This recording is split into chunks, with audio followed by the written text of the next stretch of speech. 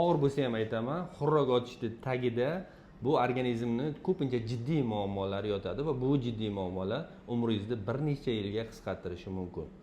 Aniq aytishim mumkin, bitta konsultatsiya bilan siz xurrak otish va apnoe sindromidan qutula olmaysiz. Xurrakni davolaydigan tabletka va spreylar mavjud emas. Internetda sotiladigan xurrakni yo'qotadigan har xil burunga qo'yadigan moslamalar 1 tiyinga qimmat.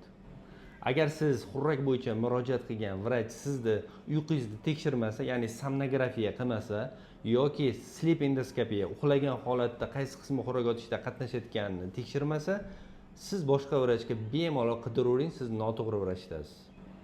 Agar sizda ortiqcha vazn bo'lsa, xurrak otishni yo'qotmoqchi bo'lsangiz, bu vazndan kechishingizga to'g'ri keladi. Ya'ni ortiqcha vaznni yo'qotmasdan xurrakni yo'qotish juda ham qiyin.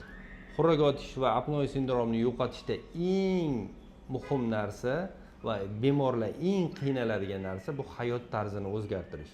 Ya'ni sport bilan shug'ullanish, diyetaga o'tirish bu davolashning eng muhim qismlari hisoblanadi. Busiz davolanishda deyarli iloji yo'q.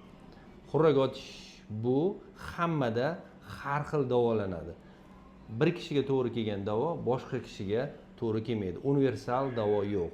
Agar sizda xurrak otish va nafas tiqilishi bilan muammo bo'lsa, qo'ng'iroq qilib maslahatimni keling, yordam beraman.